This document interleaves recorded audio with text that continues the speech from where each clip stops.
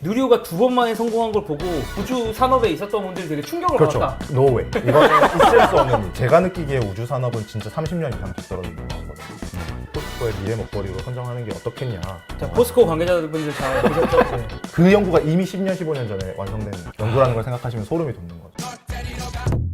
아마존 창업자인 제프 베조스가 전액을 투자해서 만든 우주 산업 회사인 블루 오리진에서 뉴글랜드 팀 재료팀에서 일하고 있는 김현민입니다. 이런 시점에서도 한국이 여전히 제일 잘하고 있는 기술이 몇 가지가 있어요. 에이비오닉스 최적화를 너무 잘해요. 에이비오닉스가 뭔지만 짧게 설명해 주실 수 항법 있어요? 장치 같은 거죠. 그러니까 네. 이제 우주로 나가는 과정에서 여러 가지 상황들을 맞닥뜨릴 텐데 그럴 때마다 스스로 좀 판단을 내려서 엔진의 방향이나 뭐 날개의 방향을 조절해주는 그런 항법 조정 장치라고. 각 나라의 미사일 실력하고 상당히 연관되어 있는 거죠. 그렇다고 볼 수 있겠죠. 네. 근데 그것도 타겟하는 곳까지 1단 발사체가 가는 것까지는 미사일 기술하고 되게 비슷한데 2단 발사체로 분리를 하고 나서의 컨트롤은 또 다른 차원의 문제이거든요. 이제 에이비오닉스가 사실은 우주 항공 기술 엔지니어링 자체는 사실 꽃이죠, 꽃. 근데 우리나라가 그 중에서도 옵티마이제이션은 거의 최고 수준. 국뽕 좀 들이켜도 되겠는데요? 또 하나는 엔진 진볼 기술이라고 해서 이제는 하나의 엔진 가지고 옛날처럼 뭐 메인 발사체 엔진 그다음에 서브 발사체 엔진 하나씩 해서 뭐 엔진 3개로 날아가는 옛날에 아폴로 나오던 시절에 막 스페이스 셔틀 나사 시절에 예, 그 로켓이 아니고 엔진을 여러 대 달아서 효율을 높이는 장치들을 많이 하고 있잖아요. 엔진 컨트롤 하려면 엔진이 한 몸이 돼서 이렇게 움직여야 되는데 이 엔진이 한 몸이라는 뜻이 뭐냐면 우회전 좌회전 할 때 바퀴 방향이 다 미세하게 달라지는 거 다 아시죠? 속도랑.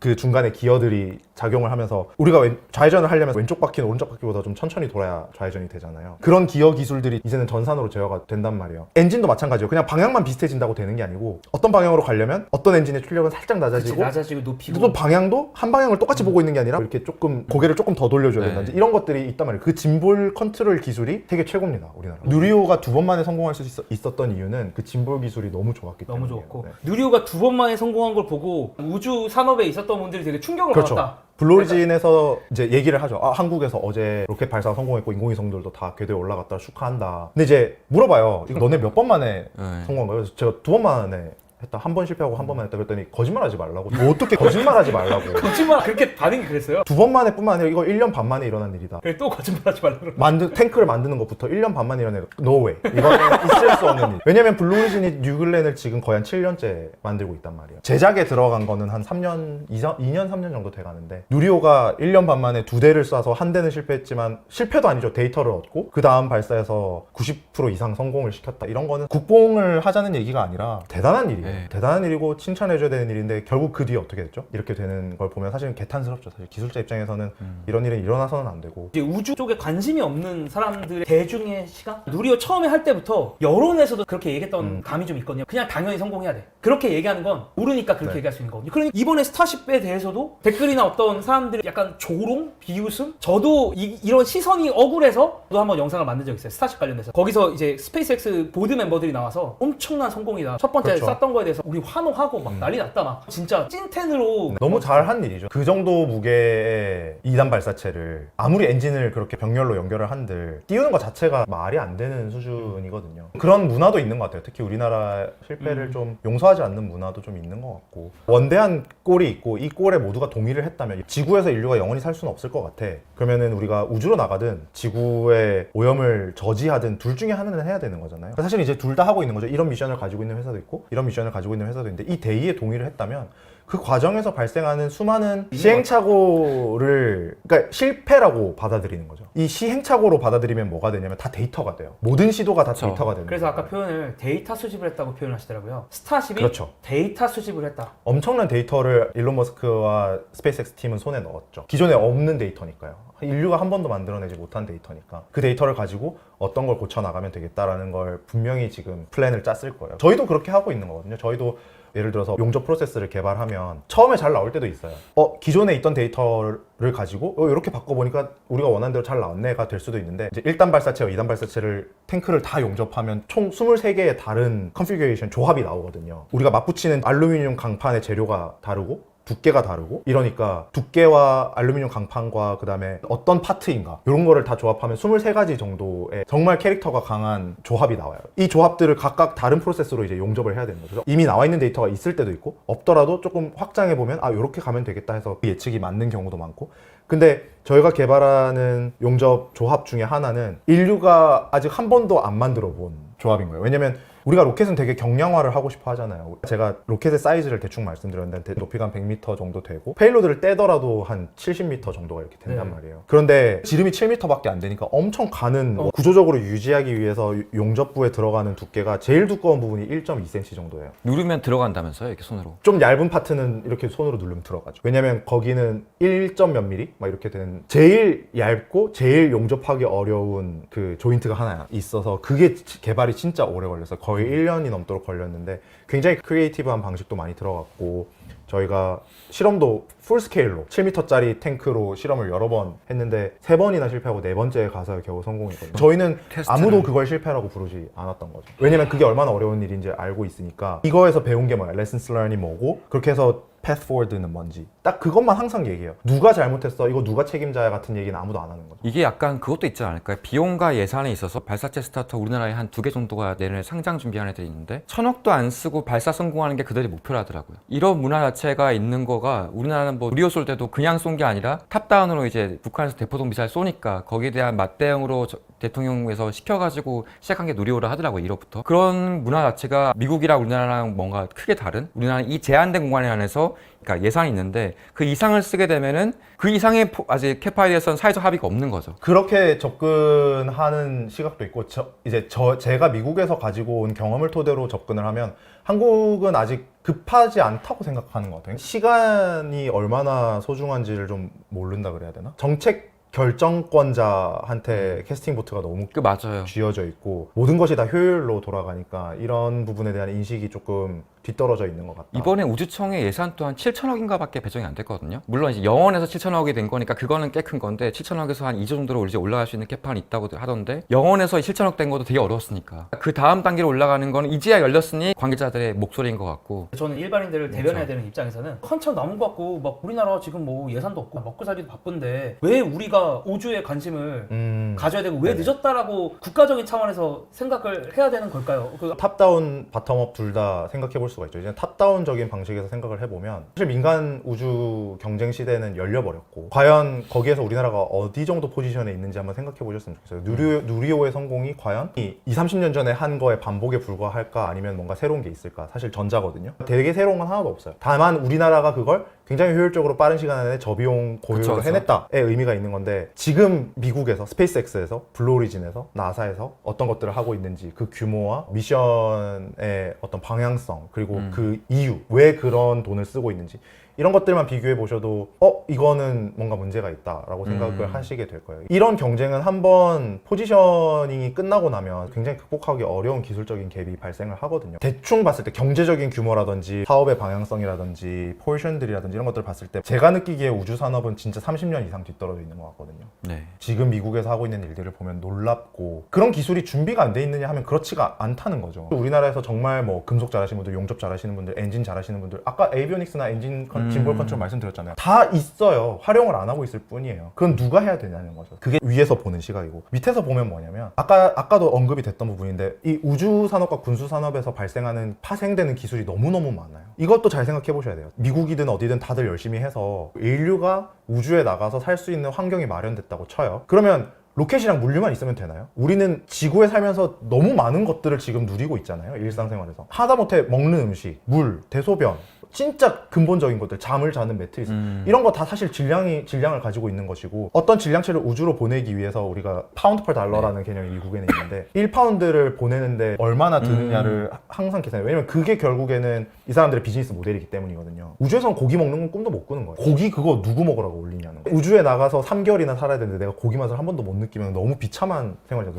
거기 가서 일하는데 너무 메리트가 별로 없잖아요. 그렇지 고기 얼마나 맛있는데. 그래서 대체육을 누가 연구하는지 아세요? 지금 미국에서 DOE가 아니라 DOD가 대체육을 연구하고 있다니까요. 그것도 콩이 아니라 씨드 식물들을 키워서 고기 맛을 낼 수 없을까를 펀딩을 해요. 왜냐면 그 사람들의 멘탈 헬스도 너무너무 중요하잖아요. 일주일 있다 내려올 거 아니고 3개월이나 6개월을 있어야 되는데 양질의 요리를 먹고 싶어 하네요. 따뜻하게 조리된 요리를 먹고 싶어 하네요. 마찬가지로 DOD랑 DOE가 협력해서 로봇 조리 기구들 같은 것도 개발을 하는 거예요. 품들을 올려서 거기서 조립을 한번 해놓으면 반영구적으로 쓸 수 있다. 관리법만 계속 지켜나가면 이런 파생되는 어떤 산업들 또 우리나라는 우주 산업을 안 하고 있고 우주 산업에 대한 관심도가 낮으니까 이런 걸 사람들이 생각을 안 하는 거예요. 그럼 생각하시기에 지금 우리나라가 당장 따라 해야 될 우주 사업의 방향성은 발사체 이런 것도 좋지만 방금 말했던 그 다음 단계를 고려해서 뭐가 필요할지를 고려하고 준비하면 그렇죠. 훨씬 낫다는 거네요. 두 가지를 동시에 해야죠. 그러니까 동시에? 발사체 관련된 기술 중에서 우리가 제일 잘하는 핵심 기술들, 그건 특히 엔진 네. 컨트롤, 짐볼 컨트롤이라든지 에이비오닉스 최적화라든지 이런 거는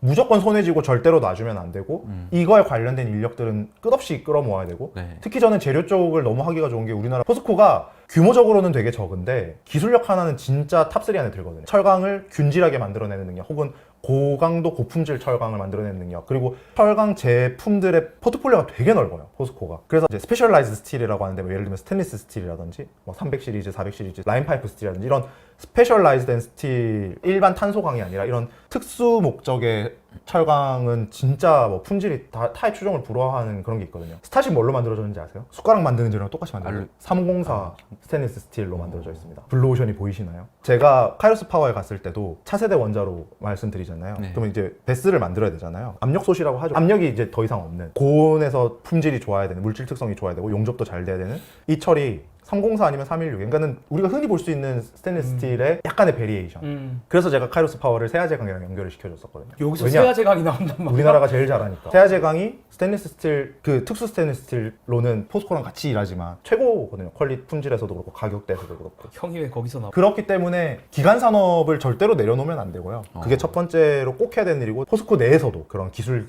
적인 부분들, 그러니까 포스코가 가야 될 길 중에 꼭 우주항공을 집어넣었으면 좋겠다 이런 조언을 만약에 제가 할 수 있다면 해주고 싶고요. 지금 되게 놀라운 포인트인 게 보통 우리가 우주 산업 생각하면 포스코는 생각 전혀 안 할 수 있거든. 그치? 보통 하나 에어로스페이스 이렇게 생각하지 포스코는 뭐 되게 중요한 포인트 같아요. 근데 포스코 포트폴리오 중에서 제가 활용하고 싶었던 게 하나 있는데 경량철강을 이미 포스코가 특허를 받아놓은 게 있어요. 알루미늄이 한 3% 정도 들어가는 알루미늄에 리튬 집어넣는 거랑 원리는 똑같거든요. 근데 그렇게 되면 좀 텍스처에 문제가 있어. 텍스처를 하면 이제 방향성에 문제가 있어서 이쪽으로는 되게 강해지는데 이쪽은 좀 약해지는 그런 게 좀 있어요. 그 방향에 유리하게 로켓을 설계할 수 있으면 그거 왜 못 쓰냐? 그걸로 로켓 탱크 만드는 순간 엄청난 히트를 칠 거거든요. 뭐 용접 문제 좀 해결하고 방향성 문제 해결하면은 그런 연구를 했으면 좋겠다. 저라면 우주 발사체 연구를 포스코의 미래 먹거리로 선정하는 게 어떻겠냐. 자, 포스코 관계자분들 잘 보셨죠? 네. 화이팅. 뿐만 아니라 알루미늄이나 철강을 대체할 수 있는 경량 금속에 대한 연구도 같이 좀 투트랙을 하면 좋겠다. 저는 제가 재료쟁이여서 이런 말씀을 드리는 건지도 모르겠는데 아무래도 재료 강국이 미래를 좀 선도할 가능성이 높다. 근데 우리나라는 포텐셜이 있다. 왜냐면 포스코가 기간 산업이었고 정부에서도 투자가 굉장히 많았고 지금도 한참 잘하고 있고 이게 단순히 뭐 매출의 문제, 순이익의 문제, 영업이익의 문제가 아니라 좀 나아가야 될 방향성의 문제라고 본다면 우주 산업으로 조금 갔으면 좋겠다. 저는 한국 사람들이 뭔가 컨셉이 주셨을 때 그 틀 안에서 제일 창의적인 민족이라고 봐요. 짱이죠. 예. 아웃 박스는 잘 못하는데 이 박스 안에서 제일 재밌게 노는 거예요. 그건 제일 잘하죠. 진짜로 반도체 이런 거 봐봐. 아니 반도체 할 것 없이 아, K-팝이 K-pop. 틱톡, 유튜브 전용하고 있고 K-드라마, 넷플릭스 전용하고 있고 그러네. 그러니까 플랫폼을 만드는 능력은 좀 떨어지는데 그 플랫폼 그 안에서는 거의 짱. 가장 크리에이티브한 맞아. 민족이라고 그렇네, 생각해요. 판을 까는 거죠. 내일 당장 아니면 어제 자 이런 일이 발생했어. Millions of people living and working in space가 만들어졌어. 뭐가 필요할까 하면 저는 한국 사람들이 엄청난 스타트업들을 그쵸. 많이 그럴 만들어낼 것 거라고 같아요. 생각하고 이걸 정부에서 좀 주도하면 어떨까? 시드를 좀 주면서 뭐 공모전 같은 걸 할 수도 있는 거잖아요. 요즘에 우주 산업 규모 같은 걸 제가 찾아보니까 모건스탠리에서는 한 735조 원? 그러니까 2030년 기준으로 그 정도로 보고 있다라고 생각하는데 현직자 입장에서 우주 산업 규모가 커져 나가는 거를 느끼시는지 그리고 입사하신 지도 이제 조금 되셨으니까 입사한 초기와 지금이 정말 많이 바뀌었다고 느끼시는지 어떤 발전 속도에 대한 생각? 어떻게 생각하시는지 조금 궁금해요. 제가 이제 2019년에 블루리진 한 3,500번 언저리 멤버로 입사를 해서 지금은 이제 12,000명이 넘었거든요. 그래서 그 사이에도 엄청난 성장이 있었죠. 그냥 사람 수만 봐도. 그 사이에 스페이스X도 비슷한 규모로 성장을 했을 것이고 그 정도로 성장세를 가늠해 보실 수도 있을 것 같고 다른 분야에 비해서 협업심이 강하다. 다른 회사여도 좀 경쟁심보다는 좀 서로 도와주고 으쌰으쌰하는 경향성이 강하다. 이게 자본적인 규모 측면에서도 나온다고 봐요. 작년 기준으로 이제 나사 우주산업, 우주항공, 에어스페이스 쪽에 스펜딩이 한 25점 몇 빌리언? 근데 작년 기준으로 스페이스X, 블루오리진, 기타 등등 모든 해봤자 스타트업들을 다 합쳐도 거기에 5분의 1도 안 안 나와요. 되겠죠? 네. 네. 그럼 나사는 사실 에어스페이스 파트 말고 다른 파트도 엄청 크단 말이에요. 그러면 미국이 국가 차원에서 이 기간 산업으로 대하는 이 우주항공 그리고 우주항공과 관련된 모든 미래의 규모가 어느 정도인지 조금 상상해 보실 수 있지 않나. 그리고 그 성장세를 보시면 알 수 있을 거고 블루오리진과 스페이스X가 그 위에서 어떻게 성장하고 있는지 그런 규모를 따져보시면 숫자를 정확히 논하기는 어렵겠지만 성장세만 만큼은 확실하게 장담할 수 있겠다. 그러면 지금 로켓이 스페이스X 같은 경우는 뭐 일주일에 한 대, 2주일에 한 대 이렇게 뜨고 있고 블루오리진도 내년 내후년 2025년부터는 이제 한 달에 한 대, 그 이후로는 한 달에 2대, 그다음에 2027년 8년부터는 일주일에 한 대, 2대씩 띄우는 게 목표인데 그렇게 됐을 때 공장의 규모를 한번 생각해 보셔야 돼요. 그리고 거기에 들어가는 인적, 물적 자원들. 그러면 우리가 탱크를 그만큼 많이 만들어야 된다는 뜻인데 그러면 거기에 들어가는 재료 수급. 아까 제가 기간 산업에 대해서 말씀드렸죠. 그러니까요. 알루미늄, 철강의 엔진에 들어가는 구리, 니켈 이런 재료들의 기술적인 완성도와 어떤 혁신성들 어떻게 더 경량화할 수 있을 것인가 그리고 어떻게 더 많은 사이클을 재활용할 수 있게 로켓 재활용이 지금 엄청 큰 화두니까 그럼 주변 사업부도 엄청 커지겠네요. 여기 그러니까. 블루오리진 말고도 예전에 아폴로 프로젝트 할 때도 그거 하나 때문에 미국 전체의 모든 종류의 중소기업들이 다 달라붙었다 하더라고요. 그렇죠. 이게 지금 앞으로 이제 더 커질 거 아니에요, 이게. 그렇죠. 이게 되게 궁금해요, 진짜. 그래서 사실 이제 투자자적인 그러니까. 얘기를 넘어가면 약간 크게 두 가지 측면인 것 같아요. 한 측면은 완전 대놓고 로켓을 하는 회사. 한 그렇죠. 측면이 네. 있고 발사체. 그 다음에 다른 거는 이 연결되는 얘네들한테 부품을이나 재료를 수급할 회사들. 그렇죠. 위성도 있고. 좀 얘기를 아주 짧게라도 매수매도에 대한 추천이라기보다는 전혀 아니고 밸류에이션에 대한 얘기는 그냥 다 차치하고 재밌는 기업들이 있으면은 조금 얘기를 같이 나눠봐도 좋을 것 같고 네. 대표적으로 뭐 생각나는 거 뭐 예를 들면 로켓랩 뭐 동문이도 항상 얘기도 많이 하고 뭐 예. 이게 현재로서는 글만 읽은 보이지만 한 올해 초였나? 작년 초였나? 전쟁이 있을 때, 우크라이나 전쟁이 있을 때부터 사람들의 인식이 확 바뀐 것 같거든요. 그때부터. 스타링크 때문에 푸틴이랑 머스크가 싸웠잖아요. 그때부터 저희들뿐만 아니라 대중적인 전반에서 뭔가 위성은 필요하다는 인식은 이제 공감대가 형성된 것 같아요. 우리가 흔히 말하는 소위 레거시 컴퍼니라고 네. 미국에선 부르는데 전통의 강자들이 있죠. 보잉이나 럭키드 럭키드나? 마틴 같은 경우 그리고 시에라 네바다 코퍼레이션 이런 애들이 여전히 잘해요. 군수 백그라운드가 있으니까 에비오닉스가 워낙 잘 돼 있으니까 아무래도 로켓을 쉽게 접근하는 부분 그리고 그 친구들은 로켓의 재활용 이런 데는 크게 관심이 없고 없으니까 왜냐면 뭐 마진을 남기려고 하는 일이라기보다는 그 미션을 수행하는 것 본인들의 개발비보다 어쨌든 큰 수익을 정부로부터 취할 수 있으니까 수익 이런 거라기보다는 결국에는 미션 위주로 미션의 안정성 그러니까 생각해보시면 1단 발사체 재활용 혹은 2단 발사체 재활용 이런 거 좀 차치해놓고 보면 훨씬 쉬워요. 이런 얘기 있잖아요. 우리 왜 50년 전에 달에 갔다 왔는데 그걸 또 하려고 하냐. 그걸 또 하는 게 아니라 이제는 효율을 얘기하자. 이제는 비용을 얘기하자. 더 싸게 더 자주 가자. 이거거든요. 그쵸. 그러니까 완전히 다른 접근이기 예. 때문에 연료도 다른 걸 쓰고 그때랑은 그런 부분들을 사실은 조금 알고 보시면 훨씬 재밌는데 전통의 강자들이 여전히 잘하고 있고 아르테미스가 성공을 하게 됐을 때는 뭐 투자 관점에서는 보잉이나 럭키드 마틴이 다시 한번 빛을 보일 시기가 온다. 전통의 강자들을 무시할 수는 없겠다. 이런 게 있고 모든 PT. 파트 예. 3D 프린팅 로켓으로 처음에 핫했던 렐러티비티도 여전히 잘하고 있어요. 렐러티비티가 최근에 단기간에 들어오는 미션들에 있어서는 우리도 non-3D 프린트 파트들을 써서 좀 더 스피드업을 하겠다라는 천명을 하면서 최근에 있었던 파이낸셜 위기를 크라이시스를 벗어났죠. 벗어나고 좀 재투자들이 좀 이루어지고 있고 테란 1 미션을 또 이제 한 7-80% 성공을 시켰으니 그걸 가지고 우리는 독보적인 3D 프린티드 로켓 기술은 있는 것이고 다만 우리 고객들을 위해서 시간을 좀 앞당겨 주겠다. 이건 엄청난 사실 엄청난 결단이고 피벗이고 그렇지만 좀 커스터머 프렌들리한 피벗을 잘 했고 그런 와중에서도 우리가 뒤에서 결코 이걸 포기하지 않겠다는 천명이 있었기 때문에 앞으로도 잘 해나갈 거라고 생각을 하고요. 이게 3D 프린트 기술이 렐러티비티가 독보적으로 혼자 가지고 있는 기술이 아니라 다른 벨로 3D라든지 아니면 보스턴 메탈이라든지 다른 금속을 좀 새로운 측면에서 접근하는 이런 회사들이 같이 달라붙어서 마크 포지라는 회사까지 다 해서 다 같이 하는 요즘은 이렇게 협업의 시대거든요. 그래서 뭔가 우리만 할 수 있어라고 하고 되게 마인드를 닫아놓고 끙끙대고 시간이 계속 딜레이되는 것보다는 이게 우주 산업이어서 그럴 수도 있는 건데 어쨌든 시간을 단축하는 게 목표이다 보니까 엄청나게 활발한 협업과 교류가 인적 교류, 자원적 교류, 지적 교류가 이루어지고 있으니까 그런 쪽도 조금 렐러티비티에 관심이 있으시면 미국에서 메탈 3D 프린팅 하는 회사들이라든지 그런 파우더를 제공하는 회사라든지 우리나라에서도 파우더 제공 많이 하거든요. 그런 회사들 좀 눈여겨보시면 좋을 것 같고요. 그 다음에 R&D 쪽으로 넘어가면 1단 발사체뿐만 아니라 2단 발사체를 재활용하게 되면 1단 발사체를 재활용하는 것보다 훨씬 더 큰 가치가 있고 자본적인 효율이 높아지는 거거든요. 그래서 2단 발사체 재활용만 연구하는 회사가 또 최근에 블루오리진 투자 받았고. 네. 엑스 블루 오리지너들이 이제 많이 나가서 스토크 스페이스라고 이제 창업을 했어요. 그래서 거기가 또 되게 잘하고 있고. 그다음에 또 아까 말씀드렸지만 결국에는 로켓 추진을 무엇으로 할 것이냐. 좀 더 영속적으로 효율이 높게 좀 더 안전하게 실패를 덜하는 상황에서 우리가 로켓을 발사할 수 없을까? 그러면 추진체, 그러니까 발사체 말고 엔진을 그쵸. 추진하는 추진체, 추진 연료를 뭐로 할 것이냐 해서 그런 것도 엄청 아까 말씀드렸던 그 핵 분열 를 소형화해서 그런 넥스트 제너레이션 뉴클리어 프로펄션을 개발하는 회사들도 많이 생겨나고 있으니까 눈여겨보시면 좋을 것 같습니다.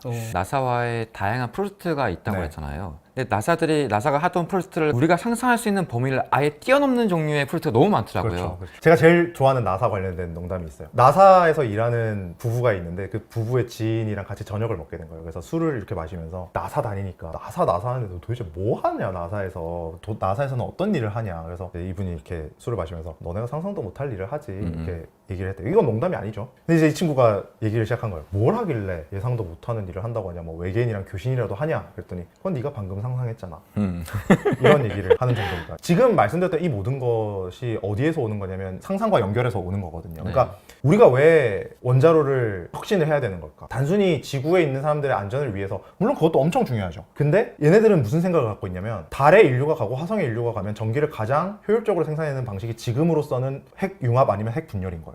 질량의 관점에서 봤을 때 이게 가장 효율적인 것이고 가장 안전한 것으로 만들어야 되는 거예요. 그래서 계속 안전을 중요하게 생각하면서도 소형화, 모듈화를 계속 부르시는 거죠. 그러니까 이런 연결성들은 과학적인 저변이 없으면 불가능한 거고, 나사가 그 저변을 지난 5, 60년간 꾸준히 쌓아왔기 때문에 이런 것들이 가능한 거라는 거죠. 그래서 달 뒷면에 뉴클리어 파워 플랜트를 만들자. 왜 뒷면이냐? 달은 항상 한 면만 보고 있잖아요. 달 뒷면에 만들면 혹시나 뭐가 잘못해서 폭발하더라도 지구는 안전하다. 이런 상상들은 나사가 아니면 하기는 어렵겠죠. 공개적으로 얘기 못 하시는 아마 그런 것들도 엄청 그렇죠. 많으실 거고. 많이. 오늘 저희가 얘기하면서도 엄청 많이 편집했어요. 나사에서 가장 또 중점을 뒀던 프로젝트가 지금은 조금 많이 활성화되는데 옛날에 수경재배라고 들어보셨죠? 흙 없이 물로만 키우는 거. 그것도 왜 했을지를 좀 고민해 보시면. 그치, 흙이 없는 환경에서 그렇죠. 재배해야 되니까. 그리고 그걸 왜 했냐면 그 뒤를 보는 거예요. 마이크로그래비티면 뿌리가 중력이 없으니까 물을 흡수를 못해요. 그러네. 물이 이렇게 떠다니면 그렇네. 이게 사람이 마시지도 못하거든요. 그쵸. 입에 넣어봤자 똑같이 그냥, 왜냐면 반데르발스 포스가 오히려 중력보다 더 강해요. 반데르발스 포스를 하면 물 분자 간의 인력이 더 중력보다 강하니까 식도로 밀어 넣어서 삼켜 젤리처럼 삼켜야 되거든요. 아니면 빨아먹거나. 그럼 이제 뿌리는 어떻게 키울 거예요? 그래서 수경재배를 개발한 이유가 흙에다 심을 수가 없으니까 뿌리가 중력에 의해서 뿌리가 내려가야 되고, 반중력으로 옥신이 반대로 올라오면서 줄기가 자라야 되는데 그게 없으니까. 그럼 이제 중력을 만들어주는 시스템은 원심 분리기의 원리를 이용해서 어느 정도 만들어준다 치면 물은 어떻게 흡수를 하냐는 거죠. 그래서 물 분자를 다 쪼개서 에어로졸로 만드는 기술들을 나사가 개발을 하는 거예요. 그게 가능하려면 흙 없이 수경재배로 가능한 종들을 찾아내고, 어떤 종은 필요한데 수경재배가 안 되면 수경재배가 되는 종으로 바꿔야 되고, 지인을. 그런 연구를 해오고 있다는 걸 생각하시면, 그 연구가 이미 10년, 15년 전에 완성된 연구라는 걸 생각하시면 소름이 돋는 거죠. 그럼 지금은 뭘 하고 있을까를 생각해 보시면. 뭐 하고 있는지는 카메라 꺼지면 더 알려주시죠. 우주산업 다닌다고 하면 제일 많이 물어볼 질문 같은데, 화성 이주 가능하다고 보세요? 저는 시간만 있으면 불가능한 건 없다고 생각하고, 제 성격 자체도 뭐 이렇게 되는 방법을 찾아보자, 되는 방법을 잘 찾아서 여기 온 게 아니라 될 때까지 해서 여기까지 온 거라고 생각을 해서, 아마 될 때까지 할 머스크와 베조스가 있는 한 되지 않을까. 그 사람들의 뜻을 물려받은 사람들이 또 해낼 것이고, 베조스는 그런 생각을 해요. 아마 머스크도 비슷한 생각을 할 텐데, 내 대에 끝나지 않는다. 화성 이주가 됐든 이런 스페이스 컬러니들을 만들어서 millions of people living and working in space를 하든 내 대에 되지 않는다는 걸 알기 때문에 그렇게 영 제네레이션을 계속 모티베이션을 주고 싶은 것 같고, 화성 이주가 된다고 보십니까? 저는 네 라고 생각을 하고요. 다만 거기에서 파생되는 어떤 필요한 기술들이 굉장히 많을 것이다. 예를 들면 화성은 지구보다 중력이 낮으니까, 그러니까 산소를 발생을 시키는 방식을 어떻게든 만들더라도 산소를 붙잡아두기 어려워서 제 생각에는 결국 돔으로 가야 될 것 같거든요. 그쵸. 혹은 건물 내 산소 공급, 그리드 형식으로 거기에 따라오는 기술, 파생되는 기술들 고민해 보시면 될 것 같고요. 그다음에 뭐 물 어떻게 생산할 것인지, 그다음에 전력 어떻게 생산할 것인지, 그다음에 음식, 그리고 거기에서 발생하는 쓰레기 어떻게 처리할 것인지, 이런 것들 고민해 보시면 얼마나 이 사업이 파장력이 큰 사업인지 느끼게 되실 거예요. 이런 거를 조금 가만히 생각해 보시면, 디스토피아는 어디에서 오냐면, 아까 말씀드렸듯이 단위 질량당 비용이 발생한단 말이에요. 우주에 올라가서도 이런 문화를 향유하고 싶다고 했을 때 그걸 할 수 있는 사람은 아마 충분한 재력을 가진 사람일 가능성이 크다. 부익부 빈익빈이 약간 디스토피아 현상이 될 수 있다. 훨씬 더 빠르고 심하게 나타나겠죠. 저는 개인적으로 가진 꿈은 뭐냐면, 인간이 우주 시대가 열리기 전에 뭔가 자본주의와의 어떤 딜을 끝냈으면 좋겠다. 이 자본주의를 넘어서서 좀 더 범인류적인 차원에서의 새로운 패러다임, 경제적인 패러다임이 나타나서, 우리가 새 시대를 열었을 때도 다수가 행복할 수 있는, 그렇게밖에 표현은 지금은 안 되는데, 이런 일이 또 발생해서 뭔가 인류가 불행에 빠지는 일은 없었으면 좋겠다라고 생각은 개인적으로는 하고 있어요. 뭔가 오픈 AI에서 기본소득 얘기하는 거랑 비슷한 것 같아요. 우주 시대가 얼마나 남았을 것 같은지 상상을 해보시면 좋겠어요.